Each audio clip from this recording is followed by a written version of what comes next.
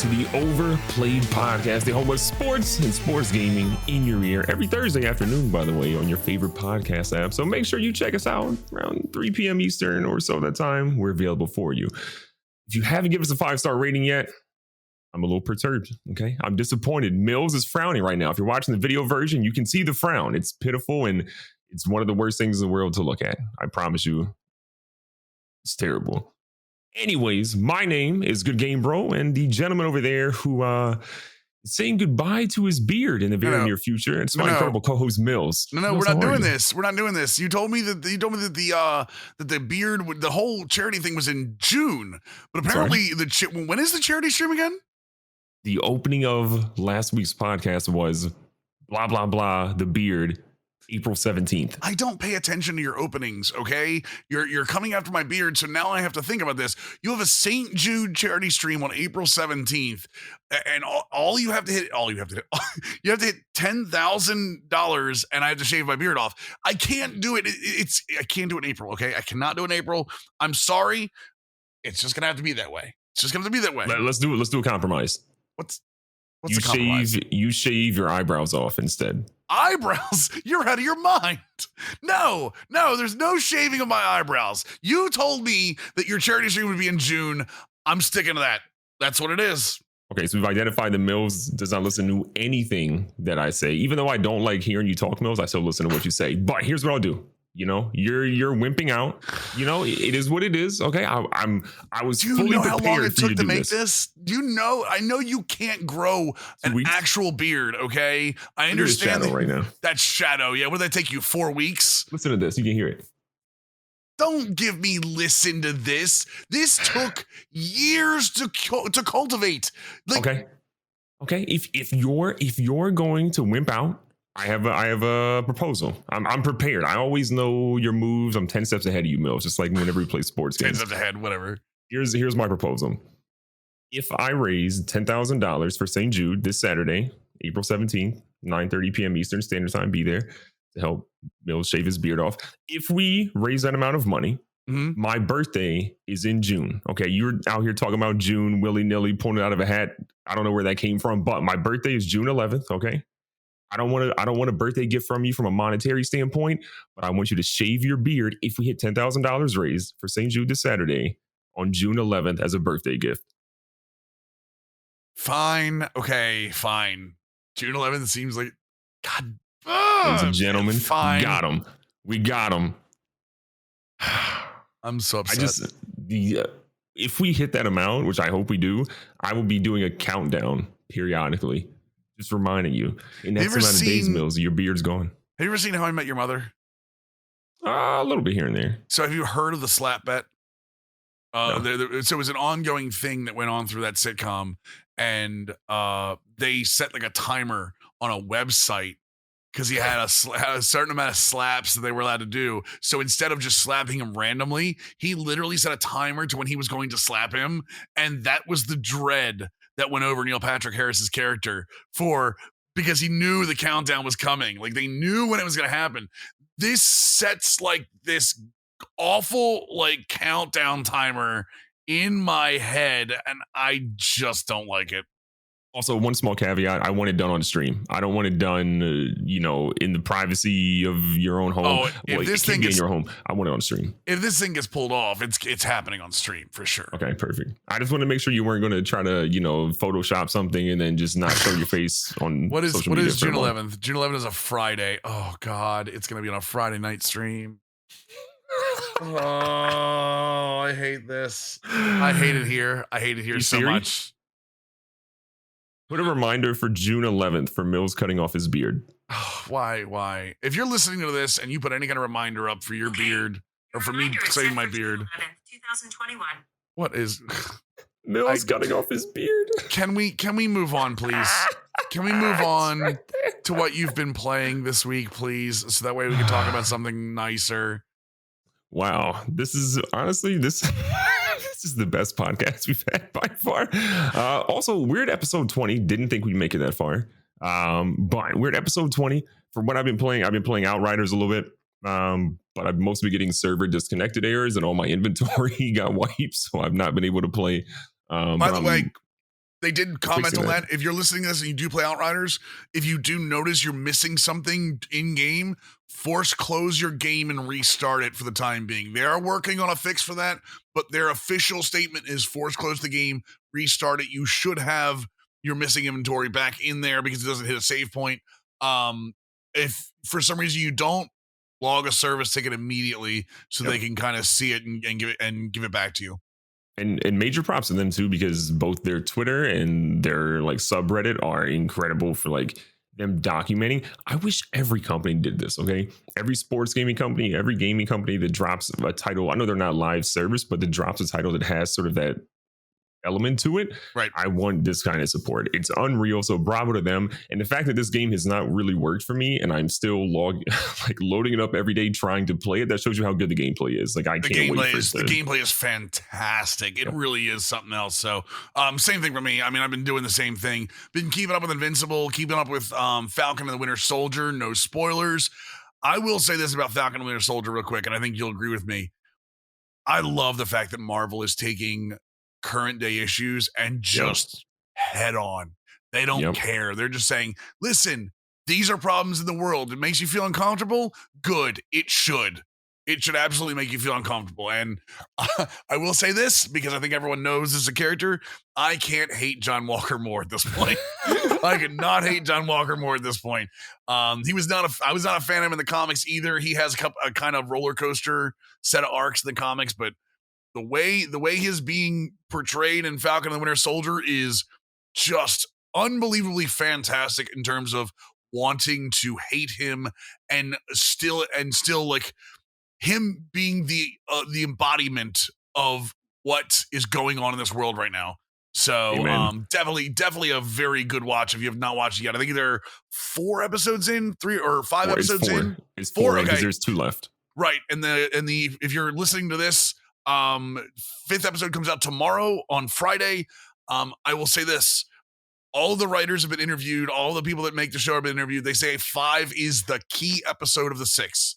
They said they're introducing characters, all kinds of cool stuff. So definitely jump on, get caught up, get ready for 5. So yeah, amen. And I would say bravo to that actor. I don't know his name, but the guy that plays John Walker, to me, it's a sign of a great character when you dislike them as strongly as you do. Like he is filling that role incredibly well. But I'm the same as you. I've been hooked on Falcon and Winter Soldier, waiting till every Friday. And then as soon as I finish that, I'm on to Invincible. Yeah. The last episode of Invincible was nuts. I lost my mind. So I'm stupid happy with both shows. Yeah, if you were on to Invincible after the first episode, this episode is like the carryover to that, like seeing everything that's going on there. It's just so cool. And Invincible's doing a very good job of hiding what the main story is right now. And I'm it's really incredibly impressive that they're doing that, because most of the time with a new show, they won't hide stuff this long. Yeah. The fact that we still don't know what's going on with a lot of the storylines and that, again, no spoilers, because I want people to be able to experience that. Really fantastic. I think Prime's got a hit on their hands. Amen. But talking about hits, well, that's probably not a good segue. Sorry, Jamal Murray. Jamal Murray. This week in sports, Jamal Murray, at the end, about a minute left of this Warriors game, man. Jamal Murray goes down. The scream, if you listen to the clip, like the scream he lets out is just blood curdling. He has an ACL injury. He will be out for the rest of the year. This is unfortunately for the Nuggets, who were starting to get hot at the right time. They're actually sitting in the 4 seed right now. Their last 10 games, they were 8-2. But now they're over the Lakers right now, who are having their own injury troubles. It's the Clippers, Suns, and Jazz ahead of them. I hate to say it for the Nuggets, though. Even with Monte Ellis on that bench, able to take over for that. Even with Aaron Gordon there, who is more trying to be the defensive counterpart for Michael Porter Jr. In that lineup. And even with Jokic being probably the best passer on that team, and one of the best passers in the NBA, obviously, I think without Jamal Murray, they're missing a huge part of that offense. Jamal Murray had a down year, and don't get me wrong. I think they're missing a huge part, and they are ripe for the picking from a team like the Lakers in the 5 seed, the Trailblazers in the 6 seed, even the Mavericks in the 7 seed. I think all 3 of those teams have a legitimate shot to take the Nuggets down and it not be that hard to do it. Yeah, this is going to be interesting. I also just want to point out, you said Monta Ellis, and I panicked because I was like, he's still in the NBA. It's but not Monta Ellis. Monty Moore. Monty Moore. I'm sorry. I was going to be hyped because I love Monta Ellis. Nice glitch card in NBA 2K too. 100%. So here's what I think the Nuggets are basically in right now. One, that trade they made with Orlando is now the worst possible timing for them, right? You lost RJ Hampton, who would have been your guy to really come in and be your primary ball handler now. Yep. It would have given him a ton of room to grow. I'm not saying RJ is going to be comparable to what Murray has been. Murray hasn't been as good as he was in the bubble last year, but he's still been, I think, good, especially in this latest run. Yeah. The guy that I think is the key for the Nuggets right now is Michael Porter Jr. Yes. Michael Porter Jr. I think in April, I looked at it earlier, he was averaging about 20, 21 a game. He has to step up and hit like a 25, 26, 28 points a game. I think is where you're going to have to basically push him to. You need him shooting 20 times a night. You need him working hand in hand with Jokic off pick and rolls. You need to run a lot of really interesting things because Porter Jr. is a special talent. Off the court, we won't talk about that. Porter Jr. can be really, really good on the court. Jokic is an MVP guy right now. Like if I had to pick a favorite, I'm probably saying it's hard for you to go between Jokic and Embiid, but I'm probably giving Jokic the nod here if he can get his team to stay in contention here. This is tough because again, Porter Jr.'s got to step up big, but Jokic now has the MVP pressure. He's got to carry his team or else he falls completely out of the MVP race if they fall to a 7-8 seed or go out of the postseason. And what I will say, I mentioned it briefly with Michael Porter Jr. Aaron Gordon being on that squad will allow Michael Porter Jr. to make that upgrade to his game. One of the things they were scared about putting Porter Jr. in the offense is he's not a great defensive player, and by not great, he's not even good. So what Aaron Gordon's going to allow Michael Porter Jr. to do is to match up against the weaker of the 3-4 matchup, where Aaron Gordon can play that perimeter defense, can play that interior defense against the 4. The issue they're going to have now is they had a really good rotation going with Facundo Campazzo. Like I said, Monte Morris getting in there, Jamal Murray and Will Barton having those 4 in the backcourt were a very good rotation for the Nuggets. This is going to force Campazzo and Morris into minutes that they may not be ready for, especially Campazzo. I think Morris is going to flourish a little more in the role. Obviously not to the quality and to the tier of Jamal Murray. I think Campazzo is going to have the most to prove here and probably going to end up with most of the minutes but when it's all said and done, unfortunately. Again, though, when it comes to, I agree that Jokic is an MVP candidate at this point. Definitely top 3 for me at least. Brother, I cannot see this team with that kind of guard play going anywhere in the Western Conference playoffs. With Murray, I could see them going almost to the final against most teams. Without Murray, I just don't see that. Murray's a very, very good talent, a very good athletic talent. He's got a good nod for basketball on the court. He's got good vision. He works so well with Jokic. That chemistry you don't recreate, and they're going to have to do it really quickly with Michael Porter Jr. and Jokic, as you said. Speaking MVP, by the way, you want to move on to that. Let's talk about MVP. I don't agree with you. I know you said Embiid and Jokic are the 2 favorites. I'm sticking with my guy. I'm sticking with Harden. I think James Harden is still the favorite. I think Embiid is probably number 2, only because that Sixers team without Embiid is probably a 7-8 seed. Again, and a lot of that is me hating on Ben Simmons. I'll be the first one to step up and say I still do not like Ben Simmons in the role that he's playing right now. Great defensive player, good vision, cannot shoot. And if you can't shoot in today's NBA, you're missing a key point. I'm looking at you, Giannis. I do think that Embiid is probably number 2, if not number 1. If there's one person I could put over Harden, it would be Embiid. I think Jokic is a 3. I think those 2 are kind of neck and neck right now with Jokic kind of pulling up the back. Yeah, I think the biggest thing for me is Jokic was the favorite for me until the Murray injury. And then the Murray injury within the last, 2 days now, 3 days, I can't even remember at that point. Yeah. The Murray injury is putting him on a very small pedestal. It's either you get this team to be as good or better, right, from a record standpoint, and then you are without a doubt, like no one can look at you and say like, man, Jokic didn't really do it. Like, no, he lost his his second best guy after they traded away, again, RJ Hampton, who was a good guy off the bench for them, and Gary Harris, who was arguably their best on-ball defender from the perimeter standpoint. Right. And then now you're still carrying the team. So again, Jokic is, if you lead your team, you're the MVP, in my opinion. If you drop off, well, you're falling out of the race faster than, Ben Simmons shooting a 3-point shot at that point. Harden, I think, is definitely there. I go back and forth between Harden and Embiid, but I give Embiid the nod just because of what Embiid has done for a big man. We haven't seen a big man play this completely, this dominant and this completely in a long time. I think Jokic is a very good complete big man, but the way that Embiid is doing it, taking over, especially in late game situations, hitting the big shots, playing fantastic defense down low, and then, I love some trash talk, so I'm always going to be a big fan of Embiid for that. Yeah. That to me is a big thing. I do think Harden, while he has been MVP caliber and deserves probably the MVP at this point, points are going to get taken away from him, I think, from the media based off of what happened in the beginning of the season in Houston and then playing on a super team. I'm not saying that's fair.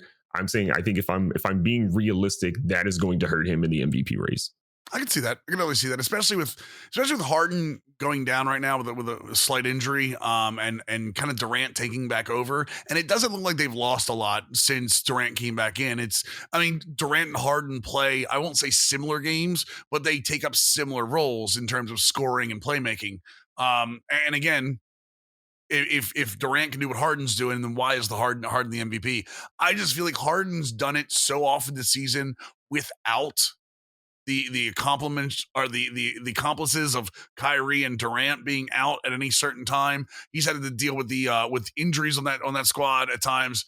I think Harden's done more. Again, I could listen to Embiid. Honestly, we're probably both, the fact that we're both talking about Harden and Jokic probably means Embiid is getting more votes overall, because we both agree that Embiid is probably the number 2 here. I wish we weren't talking about Jamal Murray's injury. I wish if Jokic had Jamal Murray this entire time, I think you're right. And again, I think Jokic and the Nuggets probably make a deep run in the Western Conference playoffs. That brings up another big point. Like, this isn't a normal playoff. This is not 8 seeds and in. This is 6 seeds. We had Luka Doncic, Mark Cuban, and a couple other people come up about this, about the NBA schedule, how grueling this 72 game schedule has been. Plus, if you're one of the top 6 seeds, great, but 7, 8, 9, 10 have to do a play-in tournament now. They're bringing that back from the bubble for this year. Like, how do we feel about that? After having such a grueling schedule, to have the 7, 8 seed or the people that are going to face the 1, 2 essentially have to go through a tournament first. Yeah,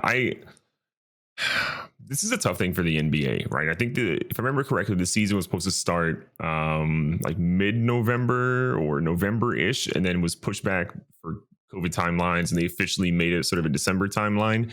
And so I think when Cuban, who again was one of the guys that approved this sort of like playoff format, when a lot of the owners and teams were getting together to sort of approve this format, it was with the thought of, okay, we have a 72 game schedule, but we're having an additional month in there in November. So we're going to have a buffer, right? A little bit more days off, a little bit of time to not have to do back-to-backs or flying cross country, which has been a big thing. Yeah. I think for anyone who loves sports, I think you have to understand how much travel impacts players, right? Amenities that are in cities are a big thing, right? Like, some players love to go to certain areas of the city for certain things, right? Avoid James Harden, Lou Williams, for example, right? Yeah. But then you have things that like travel that are immensely impactful for you, right? Imagine you're playing a game, you're playing heavy minutes, right? You're on a grueling part of your schedule. You're flying from West Coast to East Coast, and you're having to get into a plane as a dude that's 6'8", 6'9", even 6'6", right? Like, being on a plane, even if you have luxury seating, is still not comfortable. You have just played grueling minutes. You can't really get the care that you really need for your body. You're then getting in late. Your sleep schedule's off. You're then having to get up in an early routine. Like, it's not an easy thing. And so I think all of that, with lack of sleep, with sort of these back-to-backs, with cross-country travel they're having to do, playing like multiple games against tough opponents, like, yeah, you're seeing it where you're seeing more injuries pop up. And it scares me that we're going to see another big star. LeBron getting injured was the first thing that made me say, like, oh God, like, if LeBron is getting hurt, it's a tough schedule. Yeah. And you start seeing things like Anthony Davis getting hurt. We've seen injuries happen throughout the season, and you're kind of like, okay, not a big deal. LeBron's one of those guys that like it takes the top. I'm not saying any other NBA player doesn't, but LeBron takes top level care of himself. Even at 36, that's the dude that you would feel like can, bowl through 5 players on an NBA court and still be standing. I mean, there's a reason he's going to be in the Space Jam, the upcoming Space Jam movie. The other problem I have with this playoffs too in the schedule is you've already got 16 teams in the playoffs normally, and that mean 14 teams don't make the playoffs. Now you're telling me that 20 teams are in the quote unquote playoffs, like because the play-in tournament is going to be a part of the playoffs as well. It just feels like there's so many teams. It devalues the regular season that much more. I mean, you're going to tell me right now, if the season ended right now, the Chicago Bulls would be a play-in team at 22 and 31. The Chicago Bulls at a 41% win percentage. They haven't been good all season. To be fair, though, what did we say about the Phoenix Suns going into the bubble last year, into the playoff? Yeah, that's a very good point. And they really dominated pretty much their entire schedule. Agreed. I think if I remember correctly, the NBA did this sort of like play-in piece, partially because of the bubble, but the other part of it was they were like, we're trying to get intrigue for the early playoff games. Because if you remember over the past 4 or 5 years, the viewership, if I remember correctly, for the opening round of the NBA playoffs was going abysmally bad. It was going into really like the conference, or really the semifinals, basically is where people were like, oh, this is what I'm starting to care about. The Western Conference and the Eastern Conference championships are where people are like, now I'm hunkering down. Now I'm watching more NBA basketball. Where when you look a decade plus ago, like there were great series. Like I look at one of my favorite series ever, the Warriors and the Jazz. Like when Baron Davis dunked all over AK-47, like that was an incredible series. And you haven't gotten as many of those moments. And I think the NBA was trying to capitalize on getting early games to be valued more. And 100%. I respect it, but I don't know if this is the final format they should be really going for. Like Mark Cuban suggested the 1 through 20 or 1 through 21, and then taking the bottom 4, I think. But bottom 4 overall. So not splitting it by conference. But I don't know. I don't think it's the final format for the NBA. Can I just say one more thing about the NBA that I think everyone should keep their eye on? The Indiana Pacers. I understand that they are currently sitting in the 9 seed. Caris LeVert has changed that team. He has changed that team for the better. That team is scoring more. That team is running up the court. That team is playing like it has nothing to lose. It plays good, sound defense on the back end. Caris LeVert, I think you and I both said when that trade happened during the Harden trade, that dude's a superstar. Agreed. And he is starting to show it in Indiana quietly. I mean, everyone that goes to Indiana does their superstardom quietly, honestly. But Caris LeVert, keep an eye on that kid because he has changed that entire team and the way that team plays. Do not be surprised if they snipe somebody in the playoffs.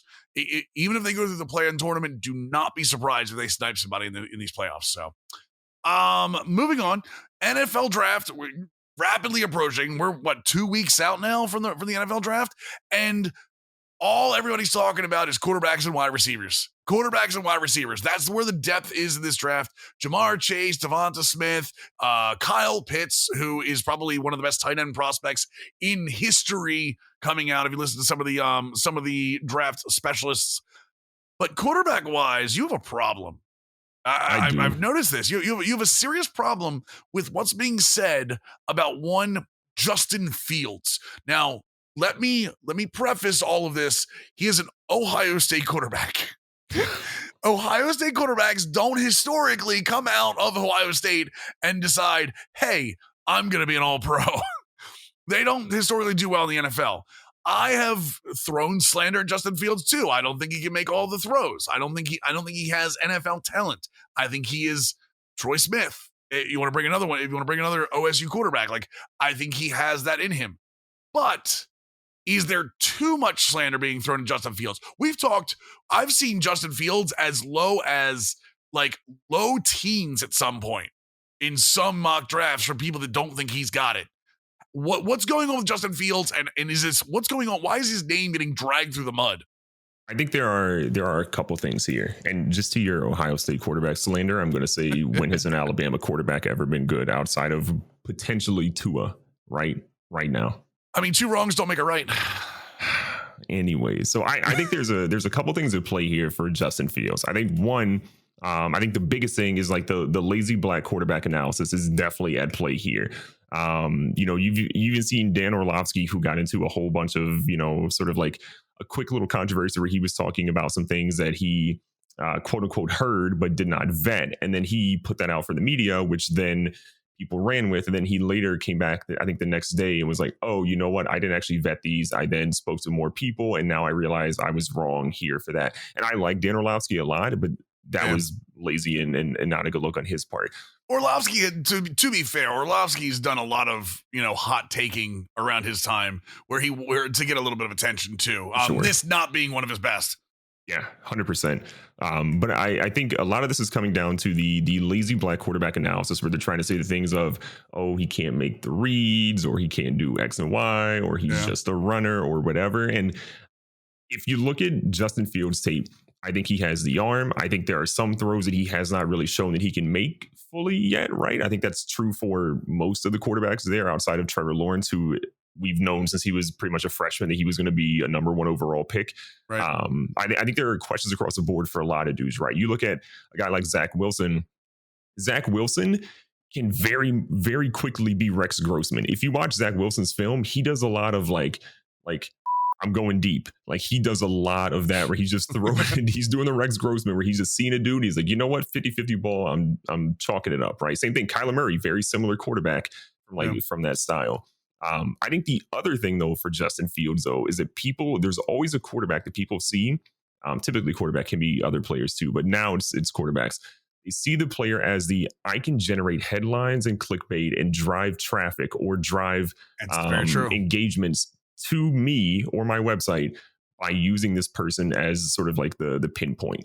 People are dragging him through mock drafts. I think a lot of it is just they're throwing him to any and every team. I honestly think San Francisco, for what Kyle Shanahan does, they are crazy if they take Mac Jones over Justin Fields. You do not sell the farm, right? You don't mortgage your farm to go up and get Mac Jones. No disrespect, Mac Jones. You might be a very good NFL quarterback, right? But you are crazy to mortgage the farm for Mac Jones. I don't understand it. I don't disagree on the Mac Jones front. I don't think Mac Jones is what San Francisco needs either. For me personally, everything that I've seen of Justin Fields, it just like the dude never really fully impressed me on, like I said, on his arm. I think he has a problem throwing specifically towards the sidelines. I think he has, and then unfortunately in the NFL, like, you have to be able to throw those outs. You have to be able to throw those mid outs, those deep outs, and they have to be with some gusto on them. I don't disagree with you when you say that, hey, look, there's always going to be one player that the media goes, hey, look, we can get a lot of clickbait off this. And unfortunately for Justin Fields, Zach Wilson, Trey Lance, all of those guys that aren't Trevor Lawrence were already looked at as being down the timeline or down the draft line. None of them were looked at number 2 with the exception of Zach Wilson, and that's been fairly recently. So you got to find whoever that guy that isn't Trevor Lawrence is. Justin Fields, unfortunately, again, falls into that spot. And yes, it makes you wonder. I don't really truly believe the NFL scouting departments ever buy into media hype. I think they would be dumb if they do. And I think a lot of them have jobs because they don't. But it does make you wonder on draft day, if that number 2 pick comes down the line and the Jets take Justin Fields, what's the New York reaction to Justin Fields after what's going to happen here? So I think a lot of people think Zach Wilson's going to the Jets. Again, I tend to think Fields goes probably low single digits or high single digits, 7 through 10, somewhere around that area. I do agree that Mac Jones is not the answer over Justin Fields. Who the answer is. You know who the answer is. Ooh. For those of you without video, I'm doing the Gator symbol. I'm doing the Gator symbol. Trask? Kyle Trask. I'm telling you. Listen to me. I'm on the Kyle Trask bandwagon. Listen to me. Kyle Trask Is that alcohol in your mug back there? I will say this again on this podcast. I've said this before. Kyle Trask is the second best quarterback in this draft, and he will go in the second round, and he will be an absolute steal for the whoever gets him. He has it, and by it I mean intangibles. Mills, Kyle Trask is a winner. What's wrong with you? Listen to me. Hear it as I stated on this day. Mills has spoken. Kyle Trask, when looked back upon this draft, will be looked back upon as the second best quarterback in this draft behind Trevor Lawrence. I want to vomit, but I don't have a trash can near me. I don't think Kyle Trask, I'm not saying is a bad quarterback. Kyle Trask had the best wide receiver, tight end, best target you can argue to throw at Kyle Pitts. He also had Kadarius Toney, who is a speedster. He can take the top off the defenses and is great in the slot. I think he spent like the vast majority of his time essentially there. I think he can play outside though. I think he'll be a good NFL prospect. Yep. I think Kyle Trask is solid, but I don't think Kyle Trask has nearly the arm that Justin Fields does. I think Kyle Trask struggles on the outside numbers as much, if not more, than Fields. But a large part of this can then be down to offenses, right? Different offensive systems, how they value what they're doing from different layers of throws. So like we can argue that we're blue in the face, but it could just be a limitation of an offense across the board. Kyle Trask will bring the glory to Florida that Tim Tebow never could. I'm going to vomit. Listen, if Kyle Trask ends up in Pittsburgh, Mills, I don't know what I'm going to tell. If Kyle Trask ends up in Pittsburgh, he will run the Ravens. You ready for this? My Ravens. He will run fear into my Ravens for years to come. You are drinking, and I don't believe you. I am more fearful of Kellen Mond than I am of Kyle Trask. I'd rather have Kellen Mond, who is flying up mock drafts or whatever that's worth, than I would Kyle Trask. This is why I'm the expert and you're the color analyst. Okay. This is why I do all the hot takes, because this is why I do the bets, because I'm normally right, and this is why you sit back and watch the expert work. There's a reason why we canceled your Weekend Warrior parlay. Hush. Speaking of experts watching experts do their work, Jadeveon Clowney with a 1-year, $10 million deal to the Browns. He's going to be pass rushing opposite Myles Garrett. Talk to me here. One of the things Jadeveon Clowney was quoted as saying is he didn't want to drop back into coverage. He wanted to be exclusively rushing the passer. He's going to be able to do that in Cleveland. Like, they're going to be able to use him. Honestly, $10 million is a lot to spend on a pass, on solely a pass rusher for what he's going to do, because in that defense they run, he would be more valuable to be able to go both ways. That being said, Clowney says he wants to rush the quarterback. That's what he wants to do. Is this a good deal for the Browns, who, I'm going to be real honest, have a huge expectation coming into next year? I'm looking at the Browns roster, and I've used this button a lot today, but the Browns roster is absolute bull. I'm so frustrated with looking at that team and all the guys they signed, from secondary to core, like to their front seven that they're going to essentially have now. Clowney, I think there's a reason why Clowney wants to be just pass rushing this year, because dropping back into coverage is not going to get him the stats he wants to get him the massive deal that he essentially wanted. If I remember correctly, he wanted, I think 16 million is what he was offered, but he wanted like 18 or 18.5 million is what he was sort of looking at per year. A lot of teams aren't really doing that because there's that stigma for him of like not always going 100%, or his motor. There's always questions around That's not a stigma. That's a proven fact. Sure. He's been shown on film standing up, just holding hands with linemen. For sure. But I think what he ultimately probably is doing with his agent is saying, look, if I go to Cleveland, I'm opposite of Myles Garrett. I'm going to have single coverage every single play unless Myles Garrett is out. I am going to have an opportunity to go for 14, 15, 16 sacks this season. I'm going to then look supremely attractive, and I'm going to go get paid by a really dumb team like the Dallas Cowboys and be set at that point. That's what I think is ultimately going to happen for him. I tend to think because he's on the other side of Myles Garrett, he's going to succeed.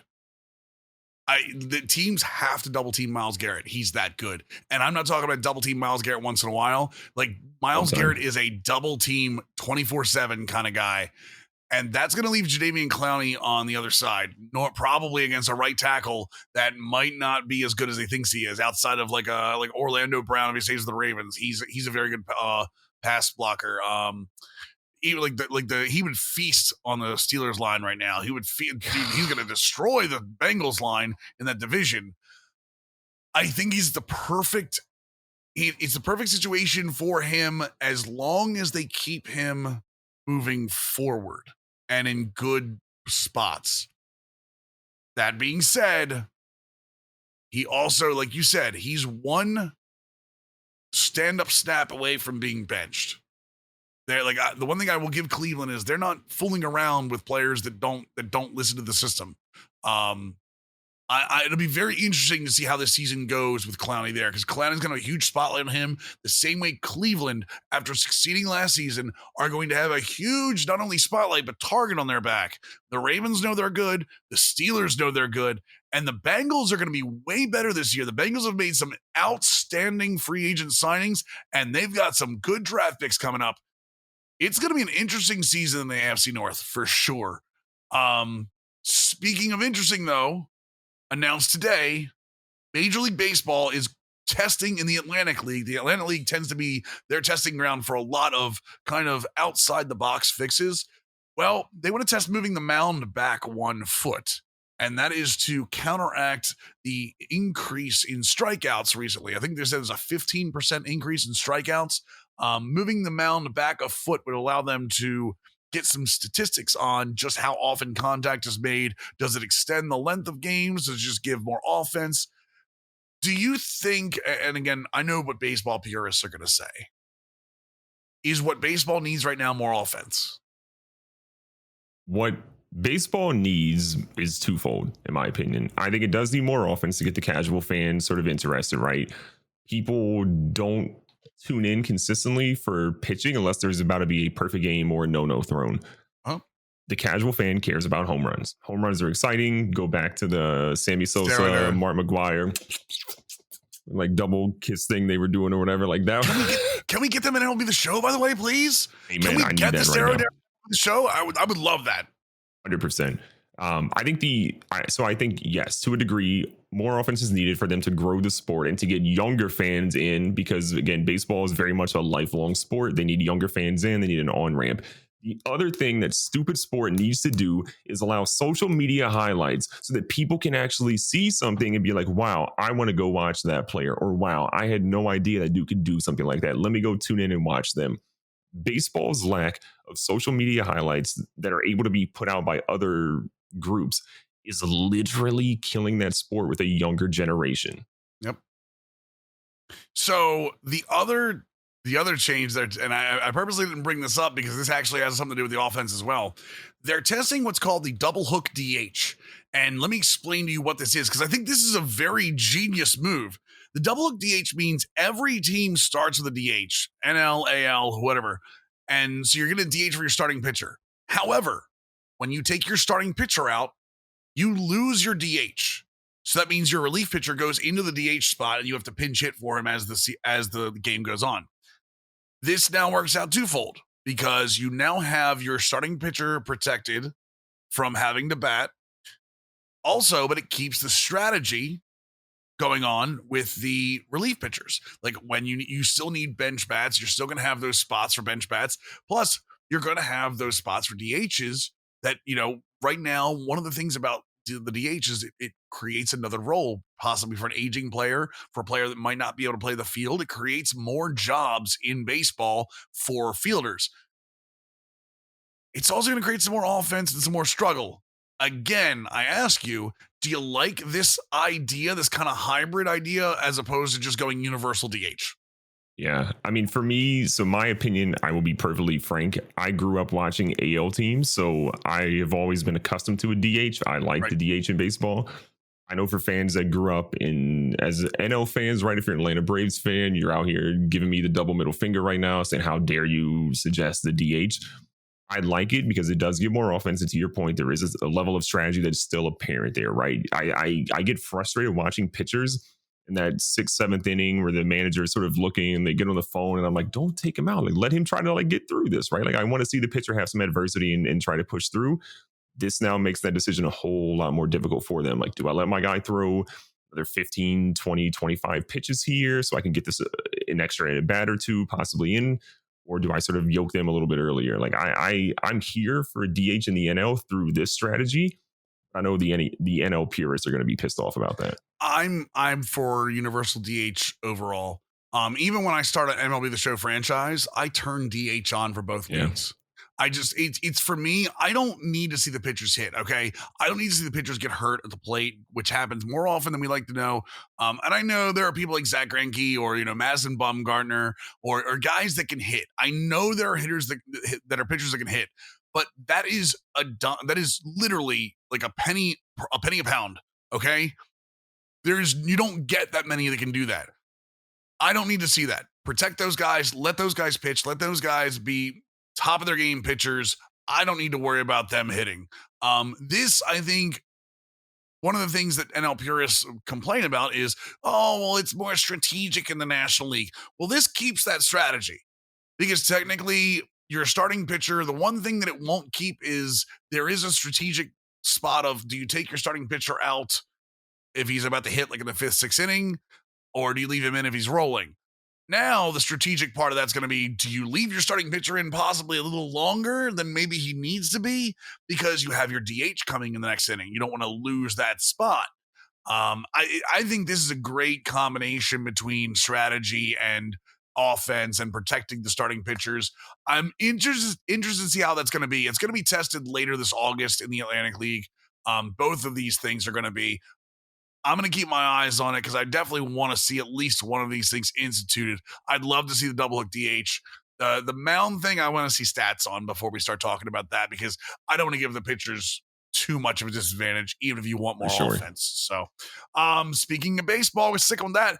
MLB The Show 21. As you listen to this, you are counting down hours until early release if you have a digital deluxe or early deluxe edition. How are we feeling about MLB The Show 21? A lot of feature premieres, a lot of different things going on. Again, as you listen to this, they'll be talking about Diamond Dynasty on their stream at 6 Eastern, 3 Pacific at twitch.tv/Sony San Diego. I'm curious, how do you feel about MLB The Show 21 coming up to early release here, early access release? I think that it's never easy, right? You and I both love franchise modes. Franchise modes are quality of life updates, if that, sort of this year. So that is definitely disheartening. That definitely hurts. But I am excited about Road to the Show. They said there was a nice level of overhaul there. The two-way players coming in, a lot of extra dialogue, especially for the two-way player. I'm definitely going to run that.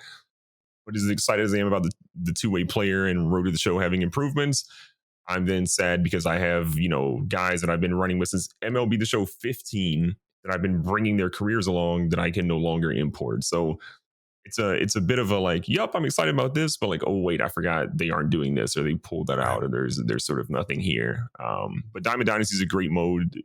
I'm trying to go no money spent there. We'll see what ultimately happens, but I know I'll spend a good amount of time in Diamond Dynasty still, at least for the first few months, and I usually fizzle out. So I'm cautiously optimistic is probably where I net out.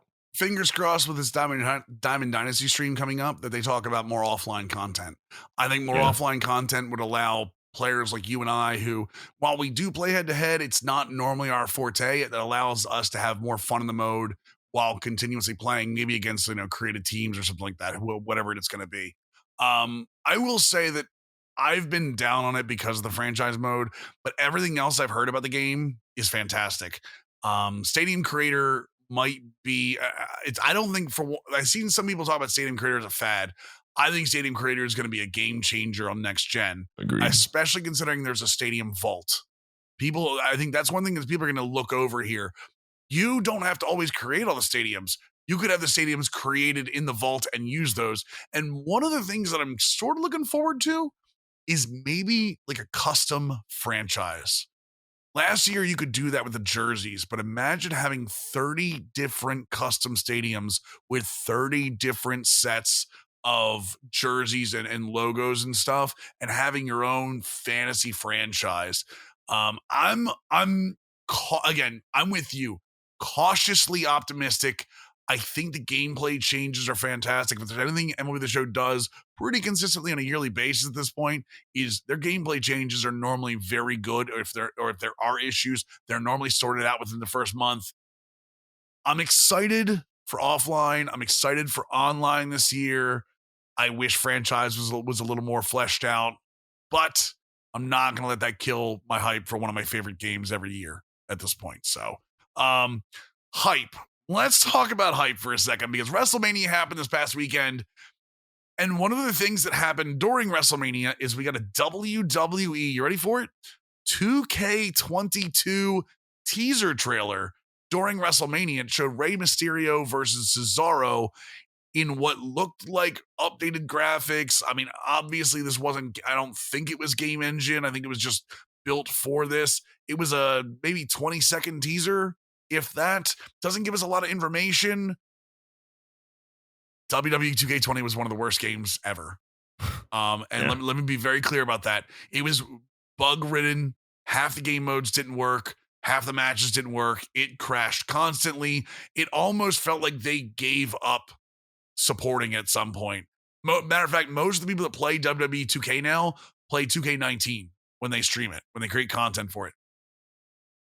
Extra year off. It's one of the things we always ask about for sports games. Can we get an extra year off to give them extra development time?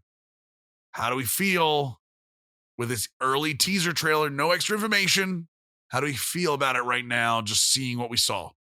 I'm intrigued for a couple of reasons. One, the extra year development time for any sports game is always huge, especially when you're coming off of what is unanimously not a very good game in 20. It also makes me think, okay, if it's received well, if there's fantastic performance from this game, from like a sales standpoint and from a Metacritic or review standpoint or whatever you want to sort of categorize it as, do they then look at that and say, you know what? We saw X incremental benefit for doing this. Do we now look at, maybe doing a bi-yearly cycle for our titles or something of that nature? Like that could be an interesting conversation. I will say, the graphics look good, but I still think something about the animation still seemed a little wonky to me. Like when I compare what WWE's animations look like compared to NBA 2K's animations, I'm kind of like, NBA 2K is significantly smoother. But I am cautiously optimistic for that title. I'm hoping they do something really cool. Wrestling is such a big industry and has so many passionate fans. Like I just want people that love that franchise to have something done right after what was the travesty in 20. WWE is at the forefront of social media and tapping into their audience. They are a absolute moneymaker in almost everything they do. No matter what they throw up normally sticks. You talk about throwing things to the wall and seeing what sticks. Dude, WWE doesn't. Most things stick for WWE. I'm hoping among hope that this game is good. The people deserve a good WWE game. It's supposed to, and not just a fighter. I'm talking about a good wrestling game. Too often WWE 2K games devolve into fighting games. I want a good wrestling game. And that brings up one other point that I've seen kind of around the internet. 2K has not given any information on this game. But there are people that are starting to see like releases in like different stores for it that are only mentioning last gen, PlayStation 4, Xbox One. The extra year, the pandemic, all of this together, it makes a little bit of sense that maybe they couldn't get into a next gen cycle like they want to. But dude, they're not going to release they're not going to release a brand new WWE 2K game and not put it on next gen, right? As much as I want to say no, I'm leaning towards yeah. I mean, think about there are people on my timeline to this day. Consoles launched in what, November? Yeah, the amount of friends and people that I know that are saying like I'm still trying to get an Xbox, I'm still trying to get a PS5. Right, like it's crazy. So let me change the question then. Okay, what would be a worse direction for WWE 2K22 in terms of release? Not releasing on next gen or only releasing on next gen? Now, remember, normal release for WWE games, we've said for years we'd rather have them released around WrestleMania, but normal release is October-ish for WWE 2K games. Mhm. In the heat of sports gaming season. Like every sports game that's not MLB The Show or golf/tennis comes out during that area. What is more of a death sentence? Well, I wouldn't say death sentence. What is a worse direction? Releasing on last gen and having it playable on next gen, or saying, hey, look, we've made a next gen game. I think what's crazy is I think of a lot of different sports titles. If WWE 2K22 was like, hey, we're doing next gen only, it's going to be a system seller for a lot of people. Like a lot of wrestling fans are going to be like, yup, Johnny Walmart, Susie Walmart are heading out over there and they're going to buy themselves an Xbox or a PS5 to go play that game.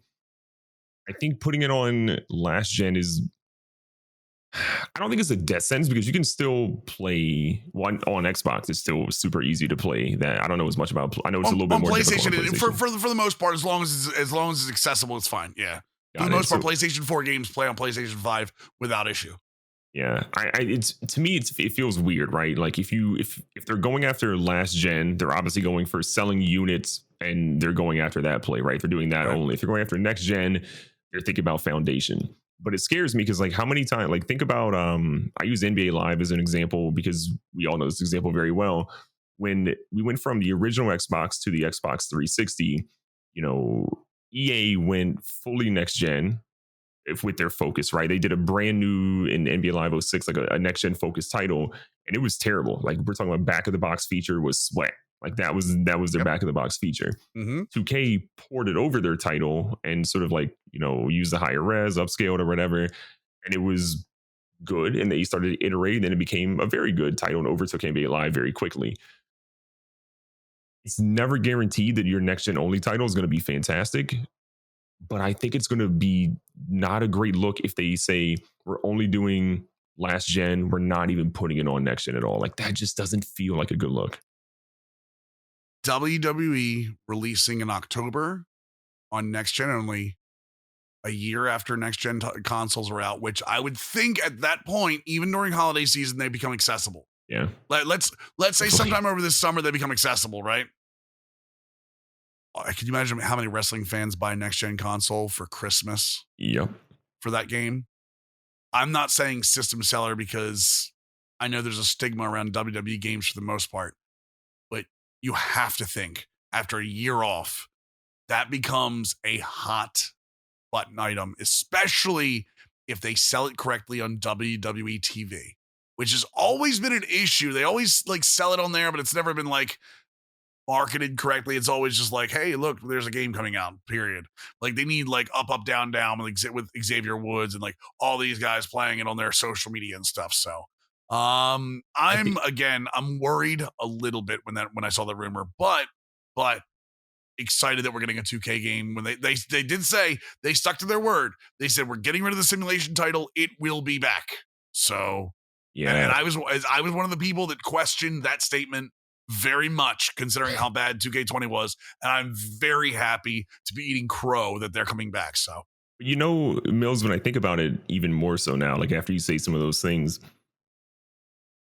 there's no way that when they were making WWE 2K20 that they weren't also building something going towards next gen, right? You have one. There is one issue there. Let me cut you off for 1 second because they had their developer pull out in the middle of 2K. Right? Remember, they had Ukes pull out in the middle of 2K20, so it was essentially Visual Concepts finishing a game that they didn't work on.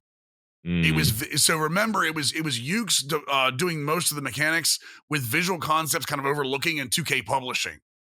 So Visual Concepts had to step in, apparently, from what I remember, mid-cycle for 2K20, and that's why it was so bad, because you had people in Visual Concepts trying to fix concepts they didn't code. Yeah, like they were literally looking at it trying to figure out the game. So I cannot believe that they were building anything for next gen as of 2K20. Now, maybe once they announce that, hey, look, we're moving on, maybe then you start looking at next gen. It legitimately scares me It legitimately scares me. I talked to a very close friend of mine that works in sports gaming that told me, hey, look, you're going to have to back off a little bit in terms of expectations for sports games coming out the year of the pandemic. Okay, this was a few months ago. So you gotta be careful with what you want, because there's only so much time with people working from home for the first time. And again, this is not me giving an excuse. This is a conversation that I had. You gotta be careful with how much time is gone, how much pandemic counts, how much developing for new consoles, for new next gen consoles counts. You gotta be very careful about where expectations are for that. And it kind of reset me and opened my eyes. Like, you know what? Maybe I am pushing a little hard, because as consumers, we always want the best thing. And at the end of next gen, we at the end of last gen, we always do this. We go, man, the ball is rolling so fast. We're getting so much cool stuff that we never realize when it goes to next gen, some of that stuff can't just get ported over. Like you have to rip out and build brand new. At the same time, WWE2K's got enough of a stigma that they don't come out swinging at the first release. We could have exactly what you said. We could have an NBA Live situation on our hands. If this game doesn't succeed, we could have NBA Live on our hands again. And I liked NBA Live, but you know what I mean. You know what I mean?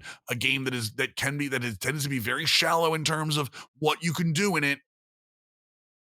And while there might be quality, you know what I mean? The developer might drop real quick. Yeah, I guess my only hope there is there was a conversation of transition of, I think it was like a 3-year like transition from Ukes going to Visual Concepts, and that was maybe a year or two prior. So I'm gonna hold out some inkling of hope. My hope is that they come out with last gen, they do next gen, even if next gen is upscaling everything and then giving one additional mode. Not exactly what NBA 2K did. NBA 2K was a much different experience than sort of last gen for a variety of reasons. But if they're able to take advantage of a couple of things there, I think that would still be a nice W for them, as long as the gameplay feels great and plays well, and there's a variety of modes people can have fun. But that's definitely going to be a title I'm watching, because you're right. There's a lot of different ways that pendulum can swing for how that game's going to net out. And they do not have a very wide window of opportunity. Like it has to hit. I'm going to be very clear. Like, my feeling is if 2K22 is a bad game, we might not see 2K23. So, speaking of next gen, one last thing. I mean, I'm starting to hear rumors. You hear this? I mean, they're starting to call me the next gen of this podcast. Starting to leave you behind. I just want to point out, Mole said that he listens to the podcast solely for you. So, Mole, if you're listening to this right now, you're dead to me, Mole. I just want you to know that. Yes, Mole's a very smart. You're dead to me. Mole's a very smart and wise individual. He would have closed the podcast out already. When you said the next gen thing, I think the podcast died right there. I think all of our viewership and momentum just. I am all of our viewership. Right, they all tune in for me. You just literally said it. You like last gen, you are dying. I am succeeding. All right. And on that note, we can tell where Mills is going. Ladies and gentlemen, my name is GoodGameBro, the man over there who is clutching on to every last strand of his beard that will be gone by June 11th. Don't forget, this Saturday, April 17th, raising some money for St. Jude. FB.gg. Put the link in, please. Yell the link. Let's talk. Do it correctly. This Saturday, April 17th, is an amazing cause. St. Jude for the kids. What time is it again? 9:30 p.m. Eastern Standard Time. Don't be late. What's the link? FB.gg/GoodGameBro. There you go. Make sure you tune in. If you tune in anything this weekend, I know it's MLB The Show release weekend. I don't really care. I want you to tune into that. And guys, if you got some scratch together, beard or not, it's for the kids, man. It's for the kids. It's a great cause. Tune in 9:30 on Saturday. Give him a little love. Go give those kids a little love. Make it happen for them. Absolutely. So again, thank you guys for a great episode. We covered a lot today. But one last thing I just want to say before we head out, Mills, is after this Saturday, the beard's gonna be gone. GoXLR makes one update. GGB can't stop touching it. Catch you guys in the next one. Ciao.